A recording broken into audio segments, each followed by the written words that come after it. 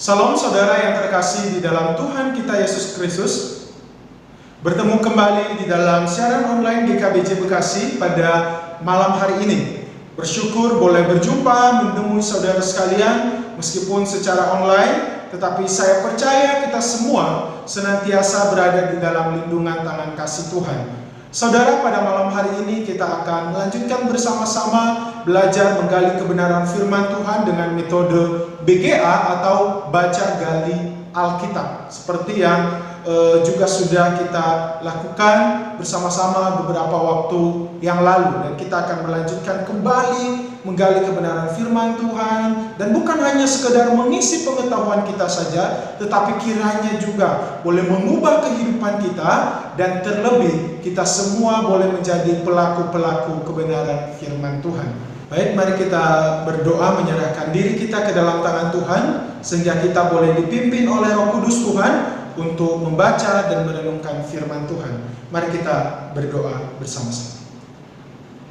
Bapa yang bertata di dalam kerajaan surga, kami bersyukur Tuhan pada malam hari ini kami boleh bertemu kembali di dalam siaran online GKBJ Bekasi pada malam hari ini, dan kami menyerahkan ke dalam tangan-Mu untuk pembacaan firman Tuhan, perenungan firman Tuhan pada malam hari ini. Kami serahkan semuanya ke dalam tangan Tuhan, sehingga boleh menjadi berkat bagi kami semua, bagi jemaat-Mu yang mengikutinya di rumah juga boleh mendapatkan berkat daripada Tuhan. Kami bukan hanya sekedar mengisi pengetahuan kami, rasa penasaran kami, tetapi boleh mengubah hati kami, boleh mengubah kehidupan kami, sehingga kami juga boleh dimampukan oleh Roh Kudus Tuhan untuk menjadi pelaku-pelaku kebenaran firman Tuhan. Terima kasih Tuhan, kami menyerahkan ke dalam tangan-Mu waktu-waktu perenungan pembacaan firman Tuhan pada malam hari ini. Kiranya Tuhan Yesus saja yang menyatakan karya-Mu bagi kami semua. Dalam nama Tuhan Yesus kami telah berdoa dan mengucap syukur. Amin. Saudara sekalian, di dalam BGA kita pada malam hari ini dan juga beberapa waktu ke depannya, kita akan bersama-sama belajar tentang mukjizat yang dilakukan oleh Tuhan Yesus. Mukjizat atau miracle adalah salah satu hal yang melekat di dalam kehidupan kita sebagai orang Kristen, sebagai orang percaya. Banyak hal yang terjadi di dalam kehidupan kita yang acap kali kita sebut sebagai mukjizat. Misalnya ketika sembuh dari satu penyakit yang mungkin menurut medis tidak bisa disembuhkan, tetapi kemudian sembuh gitu ya. Dan kemudian kita mengatakan bahwa itu adalah keajaiban, itu adalah mukjizat dari Tuhan. Ketika kita mendapatkan sesuatu yang di luar dugaan kita, sesuatu yang di luar dari harapan kita, dan kita mengatakan bahwa itu adalah mukjizat dari Tuhan, ya. Tidak sedikit akhirnya gitu ya, tidak sedikit orang Kristen yang begitu merindukan mukjizat juga terjadi di dalam kehidupannya. Bahkan banyak orang yang mencari mukjizat, ya. Entah itu datang ke gereja karena ingin mencari Tuhan atau mencari mukjizat, tetapi itu semua bisa saja terjadi bagi kita sebagai orang percaya, sebagai orang Kristen. Saudara sekalian, di dalam Alkitab, khususnya di dalam Perjanjian Baru, di dalam masa pelayanan Tuhan Yesus, banyak juga mukjizat-mukjizat yang dilakukan oleh Tuhan Yesus. Sehingga terkadang mukjizat yang dilakukan oleh Tuhan Yesus ini menjadi acuan bagi kita juga untuk mencari atau meminta hal yang sama kepada Tuhan, ya. Jadi kalau misalnya kita melihat di dalam Alkitab ya, bagaimana Tuhan Yesus menyembuhkan orang sakit, orang lumpuh bisa berjalan, orang mati dibangkitkan, orang buta bisa melek, bisa melihat kembali, ya. Tuhan Yesus melakukan banyak mukjizat, mengubah air menjadi anggur. Masih ingat ya peristiwa di pesta di Kana? Dan kemudian juga bukan hanya itu saja, metode yang dilakukan oleh Tuhan Yesus juga untuk melakukan mukjizat berbeda-beda. Ada yang diucapkan dengan mulut gitu ya, memberikan satu perintah karena memiliki otoritas sehingga bisa sembuh. Tetapi juga Tuhan Yesus bisa melakukan dengan menyentuh, dia juga bisa melakukan dengan jarak jauh loh. Jadi masih ingat ya, misalnya peristiwa ketika Tuhan Yesus menyembuhkan anak dari salah satu bawahan dari prajurit ya. Bagaimana Tuhan Yesus menyembuhkan hanya dengan perkataan saja. Ini adalah hal yang luar biasa ya, terjadi di dalam masa pelayanan Tuhan Yesus. Apakah ini bisa terjadi saat ini juga? Ya, hanya Tuhan yang tahu gitu ya. Tetapi bagaimana seharusnya kita melihat mukjizat-mukjizat yang dilakukan oleh Tuhan Yesus itu? Apakah hanya untuk melakukan mukjizat saja atau ada tujuan-tujuan yang lain? Kenapa pada saat itu begitu banyak mukjizat terjadi, tetapi kenapa sekarang nggak ada lagi gitu ya? Pastinya ada tujuan-tujuan ilahi di sana yang harusnya kita tahu sebagai orang Kristen. Nah, inilah yang menjadi bahan kita pada malam hari ini. Dan mari kita melihat dan memulainya, melihat salah satunya ketika Tuhan Yesus meredakan angin ribut di dalam Markus 4 ayat 35 sampai ayatnya yang ke-41. Markus 4 ayat 35 sampai ayatnya yang ke-41. Kita baca ya, Bapak Ibu mungkin bisa membacanya juga. Pada hari itu, waktu hari sudah petang, Yesus berkata kepada mereka, "Marilah kita bertolak ke seberang." Mereka meninggalkan orang banyak itu, lalu bertolak dan membawa Yesus beserta dengan mereka dalam perahu di mana Yesus telah duduk, dan perahu-perahu lain juga menyertai dia. Lalu mengamuklah taufan yang sangat dahsyat, dan ombak menyembur masuk ke dalam perahu, sehingga perahu itu mulai penuh dengan air. Pada waktu itu Yesus sedang tidur di buritan di sebuah tilam. Maka murid-muridnya membangunkan dia dan berkata kepadanya, "Guru, engkau tidak peduli kalau kita binasa?" Ia pun bangun, menghardik angin itu dan berkata kepada danau itu, "Diam, tenanglah." Lalu angin itu reda dan danau itu menjadi teduh sekali. Lalu ia berkata kepada mereka, "Mengapa kamu begitu takut? Mengapa kamu tidak percaya?" Ya. Mereka menjadi sangat takut dan berkata seorang kepada yang lain, "Siapa gerangan orang ini sehingga angin dan danau pun taat kepadanya?" Jadi ini perikop yang akan kita bahas bersama-sama. Sebagai langkah pertama dari BGA adalah apa yang kubaca. Jadi kira-kira firman Tuhan atau perikop yang kita baca ini apa sih? Nah, jadi mari kita melihat bersama-sama. Jadi mukjizat badai diredakan ini diawali ketika Tuhan Yesus menyuruh murid-murid untuk bertolak ke seberang.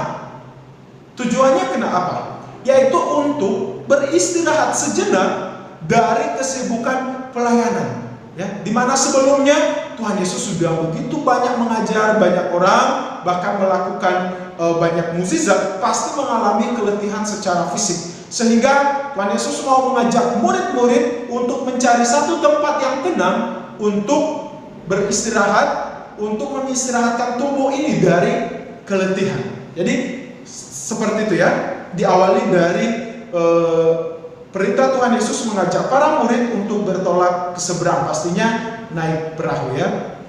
Nah, selagi mereka menyeberang danau tersebut dengan perahu, mungkin karena sudah keletihan, Yesus tertidur dan para murid-murid masih melek gitu ya, mereka yang mengemudikan kapal tersebut.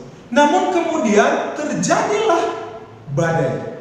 Tetapi yang menarik adalah sebenarnya ini adalah bukan hal yang pertama kali terjadi, bukan hal yang tiba-tiba terjadi seperti itu, tidak. Tetapi badai di sana adalah hal yang wajar biasa terjadi.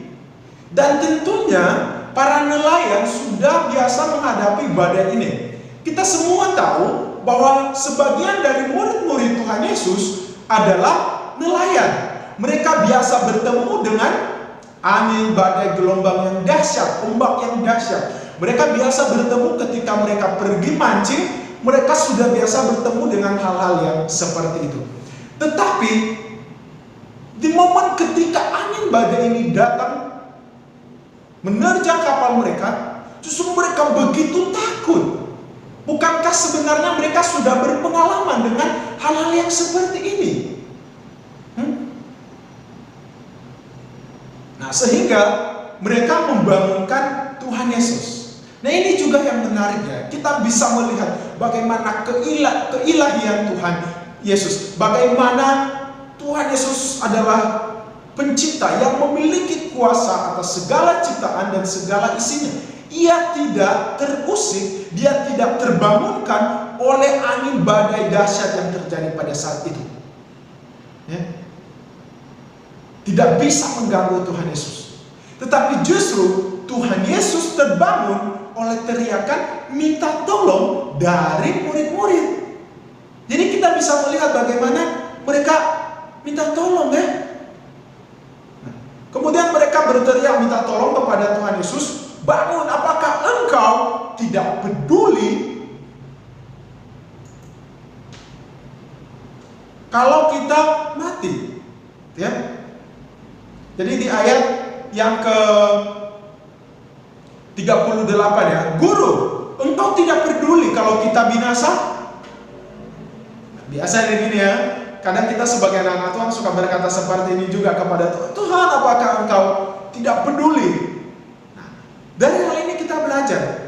Teriakan minta tolong dari para murid membangunkan Tuhan Yesus. Ya. Bagaimana kita bisa melihat kepedulian dari Tuhan kepada setiap anak-anaknya. Seketika itu Tuhan Yesus bangun dan ia kemudian menghardik angin badai tersebut, dan kemudian angin badai itu reda dan danau itu menjadi tenang kembali. Para murid-murid melihat semua hal itu. Mungkin mereka takjub, siapa yang bisa melakukan ini? Mungkin mereka teringat dengan peristiwa Musa ketika ia membelah laut. Atau misalnya di dalam peristiwa Yosua gitu ya, ketika mereka hendak menyeberang Sungai Yordan. Dan mereka pasti percaya bahwa yang bisa melakukan itu adalah Tuhan. Dan tiba-tiba di depan mereka ini ada satu pribadi yang bisa melakukan itu. Dia hanya memberikan perintah dan kemudian angin itu pun reda. Ternyata Yesus yang berdiri di depan mereka bukan hanya manusia biasa, bukan hanya anak tukang kayu saja, tetapi ternyata ia adalah Allah. Mereka bisa melihat keilahian Tuhan Yesus. Tetapi ternyata ketika mereka selesai peristiwa itu, kemudian Tuhan Yesus juga memberikan satu pelajaran kepada para murid-muridnya. Ia mempertanyakan tentang iman mereka. Kenapa kamu begitu takut? Kenapa engkau tidak percaya? Apa sih maksud dari hal ini ya? Jadi, kenapa engkau tidak percaya bahwa aku ini sedang bersama-sama dengan kamu? Tetapi kenapa kamu masih takut? Jadi, saudara, kita bisa melihat bagaimana para murid-murid ini masih belum mengenal Tuhan Yesus ya. Tetapi akhirnya secara perlahan mereka mulai mengenal siapa Tuhan Yesus, siapa guru yang mereka ikuti selama ini, dan pada akhirnya juga pun mereka tetap setia mengikut Tuhan Yesus. Mereka rela memberikan nyawa mereka untuk memberitakan Injil. Jadi inilah perikop yang kita baca, apa yang kubaca. Kemudian langkah yang kedua adalah apa pesan yang kudapat. Dari sini kita bisa diberikan atau menemukan pesan-pesan yang boleh menjadi berkat bagi kita semua.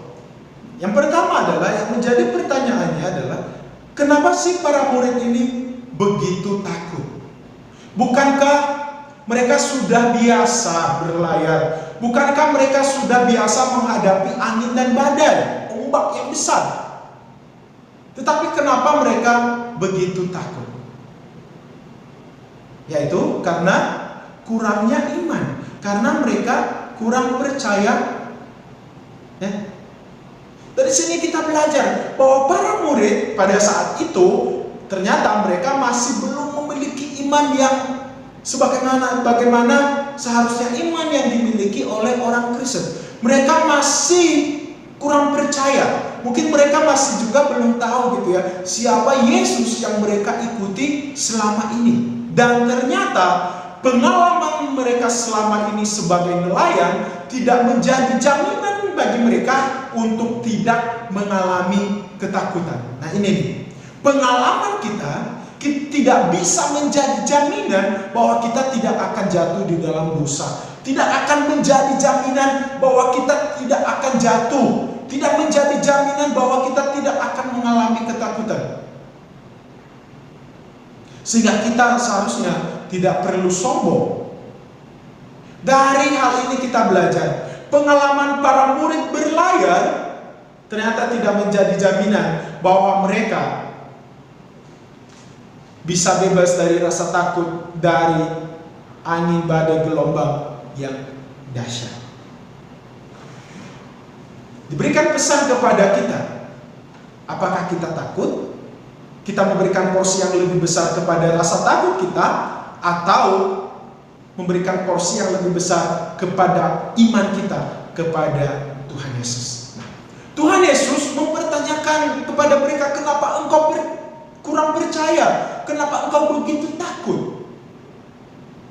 Jadi ternyata rasa takut itu, saudara sekalian, bisa menciutkan iman kita. Jika kita membiarkan rasa takut itu terus berkanjang di dalam hati kita, maka itu lama-kelamaan bisa menciutkan iman kita, bisa mengusir iman kita.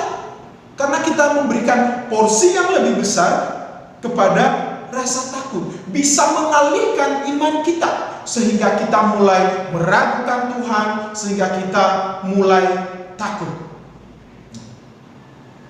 Kalau misalnya kita melihat salah satu peristiwa yang terjadi ketika Petrus berjalan di atas air. Awalnya kan Petrus beriman, ia bisa berjalan di atas air atas pertolongan Tuhan. Tetapi ketika angin sepoi-sepoi itu menyentuh kulitnya, apa yang terjadi? Petrus mulai takut. Dan saat itulah ia mulai tenggelam. Tetapi ada tangan Tuhan Yesus yang menopang Petrus, menarik Petrus sehingga ia tidak tenggelam. Jadi sering sekali ketakutan kita itulah yang akhirnya membuat kita tenggelam, yang membuat kita kurang percaya, yang membuat kita meragukan kuasa Tuhan. Nah, melalui hal ini kita diajarkan bahwa jika rasa takut bisa mencegah iman kita, bisa membuat kita ragu, bisa membuat kita tidak percaya sama Tuhan dan lain sebagainya. Tetapi pada malam hari ini kita diajarkan sebagai anak-anak Tuhan, sebagai orang Kristen, sebagai orang percaya, bahwa jika takut bisa menghilangkan iman, tetapi di dalam Tuhan sebagai orang percaya, iman menghilangkan rasa takut. Nah ini nih yang seharusnya kita tahu ya. Bukan takut yang menghilangkan iman kita, tetapi justru iman itulah yang menghilangkan rasa takut di dalam kehidupan kita.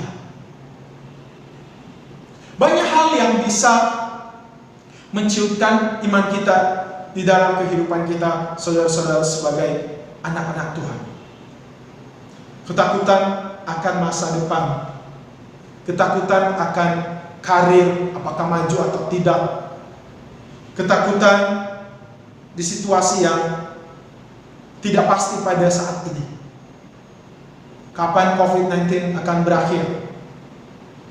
Ketakutan-ketakutan terhadap sesuatu hal yang lain yang mungkin kita khawatirkan. Yang kalau kita tidak membiarkan iman bekerja, maka kita bisa jatuh di dalam dosa. Kita bisa melakukan hal-hal yang curang. Kita bisa melakukan hal-hal yang tidak berkenan di hadapan Tuhan. Kita bisa meragukan kuasa Tuhan. Kita bisa tidak lagi percaya kepada Tuhan. Oleh sebab itu firman Tuhan mengingatkan kita juga untuk selalu mawas diri, untuk selalu berjaga-jaga. Pikiran-pikiran kita yang terkadang overthinking terhadap sesuatu, kemana-mana pikiran memikirkan hal-hal yang di luar kemampuan kita, sehingga akhirnya membuat kita stres, terkadang susah tidur. Kan itu hal-hal yang terjadi efek secara psikologis ya, secara psikis. Nah, di dalam iman nanti akan bisa berpengaruh juga terhadap iman kita kepada Tuhan. Nah, firman Tuhan mengajar kita bahwa segala sesuatu apa yang kita rasakan tersebut, ya, ketakutan tadi, overthinking, keraguan dan lain sebagainya tadi, seharusnya membawa kita mendekatkan diri kepada Tuhan. Kita harus selalu mengingat bahwa ketakutan itu seharusnya membawa kita mendekat kepada Tuhan, bukan menjauh dari Tuhan, bukan menjauhkan kita dari Tuhan. Ini hal yang penting sekali untuk kita tahu. Kenapa? Sebab Tuhan itu menjanjikan bahwa Ia selalu ada bersama dengan kita. Ketika Ia ada bersama dengan kita, maka hidup kita terjamin aman dan selamat. Seharusnya inilah juga yang diketahui oleh para murid-murid. Kalau mereka tahu dengan siapa mereka sedang berada di dalam perahu mereka, bahwa mereka sedang bersama dengan juru selamat, bahwa mereka sedang berada bersama satu kapal bersama dengan Tuhan Sang Pencipta langit dan bumi serta segala isinya, yang artinya Ia juga memiliki kuasa terhadap isi ciptaan ini termasuk angin badai, maka seharusnya mereka tidak perlu takut, karena kehidupan mereka terjamin aman dan selamat. Sehingga Tuhan Yesus mengatakan kepada mereka, kenapa engkau begitu takut? Kenapa kamu kurang percaya? Aku sedang bersama-sama dengan kalian di atas kapal ini. So gak bakalan mati gitu. Jadi saudara, jika kita hidup bersama dengan Tuhan, kita ada di dalam tangan Tuhan, maka kehidupan kita terjamin aman dan selamat. Inilah yang Tuhan janjikan. Jangan takut. Berulang kali Tuhan mengatakan di dalam firman-Nya, jangan takut. Sebab juga Tuhan tahu kali ya, bahwa kita ini adalah manusia-manusia yang terkadang suka sekali takut terhadap sesuatu. Entah hal-hal yang di luar nalar kita mungkin gitu ya, dan mungkin juga tentang masa depan kita. Sehingga pada akhirnya Tuhan itu mengatakan ketika sebelum naik ke surga, jangan takut, aku menyertai kamu sampai kepada akhir zaman. Ini adalah janji yang diberikan oleh Tuhan kepada kita, yang harus terus kita imani, bahwa ada Tuhan yang selalu bersama dengan saya berada di dalam tangan Tuhan, saya sekarang sedang berada di dalam perahu bersama dengan Tuhan Yesus, maka tidak ada yang perlu saya takutkan lagi. Jadi sekali lagi, ini adalah hal yang penting untuk kita pegang sebagai anak-anak Tuhan, untuk tidak perlu lagi merasa takut. Ketakutan bukan hanya menciutkan iman kita, tetapi bisa melumpuhkan juga, ya, melumpuhkan kehidupan kita loh. Ya, orang yang berlebihan takut, parno secara berlebihan, tidak akan bisa ngapa-ngapain. Mau begini takut, mau begitu takut. Jadi bukan hanya mempengaruhi secara psikis, tetapi juga mempengaruhi relasi kita dengan Tuhan. Nah, pada malam hari ini kita belajar. Kenapa takut? Karena kurang iman. Dari peristiwa ini kita belajar untuk memiliki iman yang semakin teguh di dalam Tuhan. Belajar untuk memiliki iman yang benar di hadapan Tuhan. Kemudian apalagi pelajaran yang dapat kita dapatkan? Nah, yang kedua adalah yang menjadi pertanyaannya, kenapa sih para murid pada saat itu kurang iman? Kenapa mereka kurang percaya? Sehingga Tuhan Yesus mempertanyakan, kenapa kamu kurang percaya? Di mana imanmu? Pertanyaan yang sama dapat diberikan kepada kita. Kenapa kita takut? Karena kurang iman. Kenapa kurang iman?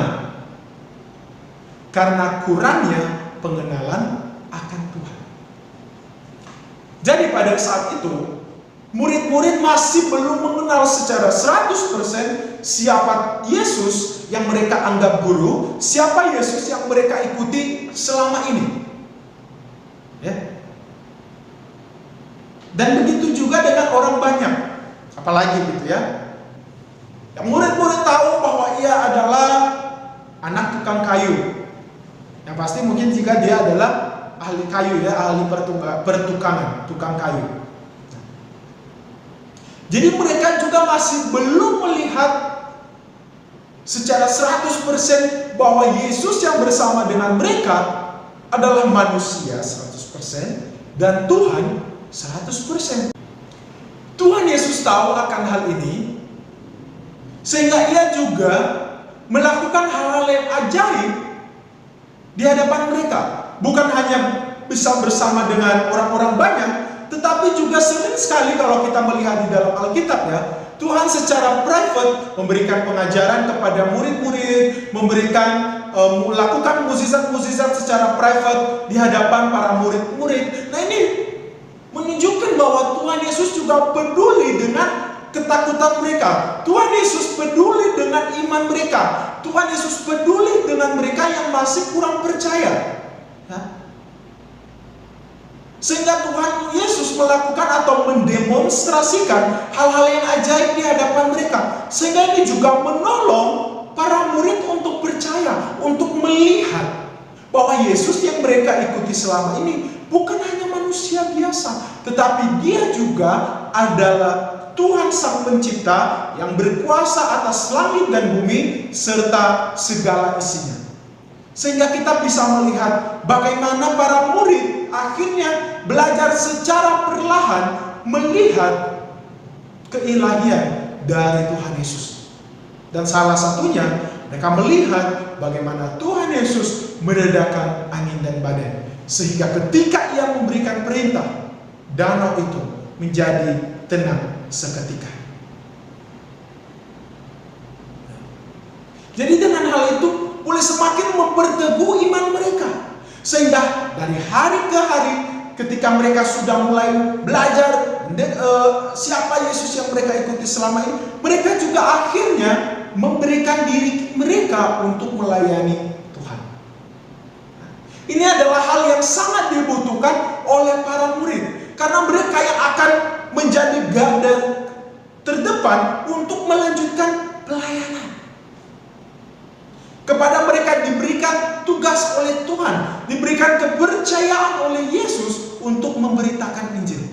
Oleh sebab itu mereka juga harus dikuatkan, ya, dan terlebih mereka juga harus mengalami pengalaman-pengalaman secara pribadi dengan Tuhan Yesus. Jadi dapat kita katakan bahwa murid-murid adalah orang-orang yang spesial gitu. Sehingga Tuhan Yesus juga memberikan secara khusus pembelajaran kepada mereka secara private, memberikan pelajaran, melakukan mukjizat di hadapan mereka. Jadi dapat kita katakan di sini bahwa pengenalan akan Tuhan itu adalah hal yang begitu penting. Bagaimana kita bisa menaruh kepercayaan kita jika kita tidak mengenal siapa yang kita percaya? Jadi kalau kita sudah mengenal siapa Tuhan kita, maka kita mau menaruh iman kita kepadanya.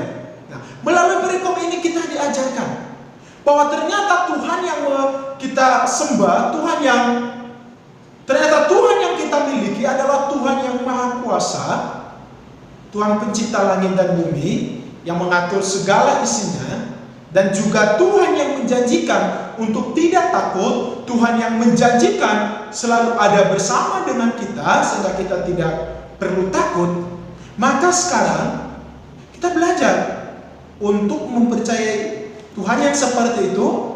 Kita belajar untuk menggantungkan hidup kita kepada Tuhan. Nah, jadi penting sekali pengenalan akan Tuhan untuk mengetahui Allah yang kita sembah. Bagaimana kita mengenal Tuhan, bagaimana kita mengenal Tuhan yang kita sembah, juga akan mempengaruhi iman kita, akan mempengaruhi cara kita menunjukkan iman kita. Jadi ini yang menjadi pesan bagi kita. Dan mungkin juga Bapak Ibu bisa mendapatkan pesan yang lain ya. Kemudian bagian terakhir adalah apa yang kulakukan. Nah, sekarang mari kita mempraktekkan apa yang firman Tuhan sudah sampaikan kepada kita, apa yang harus kita lakukan. Rasa takut bisa saja terjadi di dalam kehidupan kita sebagai manusia di dunia ini. Tetapi biarlah rasa takut itu boleh membawa kita mendekatkan diri kepada Tuhan karena kita memiliki iman tadi. Jangan sampai rasa takut itu menciptakan iman kita. Tetapi biarlah rasa takut itu membawa kita mendekatkan diri kepada Tuhan, mencari pertolongan kepada Tuhan. Jadi jika kita juga adalah orang-orang yang masih kurang percaya sehingga terkadang ada keraguan, ada ketakutan, biarlah kita belajar dari murid untuk mencari Tuhan, bukan mencari yang lain. Nah, ini dia masalahnya. Terkadang malah kita mencari yang lain. Nah, jadi kita mau mencoba mempraktekannya. Jadi mungkin saat ini ada yang mungkin kita mengalami keraguan kepada Tuhan. Saudara yang mungkin saat ini sedang ragu terhadap kuasa Tuhan, ketakutan akan masa depan, kebingungan akan zaman yang ketidakpastian yang terjadi saat ini akibat virus corona. Ya. Biarlah itu membawa kita mencari Tuhan, mendekatkan diri kepada Tuhan. Nah, jadi mari melatih diri untuk mau mendekatkan diri kepada Tuhan. Kemudian hal yang kedua yang harus kita lakukan adalah juga kita terus meningkatkan pengenalan kita akan Tuhan. Sekali lagi saya katakan, semakin kita kenal, maka semakin kita boleh percaya. Semakin kita tahu. Ingat, bahwa ini adalah di dalam konsep kita orang-orang yang sudah selamat ya, orang yang sudah percaya kepada Tuhan Yesus pasti. Firman Tuhan, Alkitab, sudah diberikan kepada kita. Tidak ada lagi tambahan. Semuanya ada, sudah dicatat di dalam Alkitab, di dalam firman Tuhan. Ini yang menjadi penuntun kita. Ini yang membuat kita bisa mengenal Tuhan lebih jauh lagi. Dan pastinya itu akan mempengaruhi relasi kita dengan Tuhan lagi juga ya gitu ya. Nah, jadi mari kita belajar baca firman Tuhan, berkomitmen ya, 1 perikop 1 hari atau 2 perikop 1 hari. Atau masih males lah, oke, 1 minggu 1 perikop. Kan nanti ketika dibangun lama-lama kan akan menjadi lebih semangat dan semakin banyak perikop yang dibaca sehingga bisa membaca Alkitab. Ingat saudara, bersama dengan Yesus di dalam perahu kehidupan ini membuat kita aman dan selamat. Sebab Ia adalah Allah yang mengendalikan segala situasi, termasuk segala cobaan, badai kehidupan, semua ada di dalam kendali Tuhan Yesus. Yang menjadi respon kita adalah apakah kita percaya, beriman kepadanya atau tidak. Dan ingat, sekalipun terkadang kita meragukan, kurang percaya, ingat, kita memiliki Allah yang begitu mengasihi kita. Sehingga meskipun level pengenalan kita akan Tuhan itu masih di bawah, mungkin di bawah orang lain gitu ya, hanya sebatas hal-hal yang biasa saja, tetapi Tuhan mau menyatakan dirinya kepada kita. Tuhan mau tetap menyatakan kuasanya bagi kita. Ini adalah hal-hal yang bisa kita lakukan, dan mungkin juga Bapak Ibu bisa mengambil komitmen yang lain yang bisa dilakukan sehingga kita boleh semakin bertumbuh di dalam Tuhan.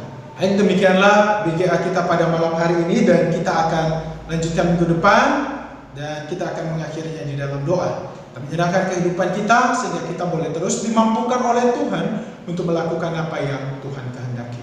Mari kita berdoa. Bapa yang bertata di dalam kerajaan surga, kami bersyukur kepadamu ya Tuhan.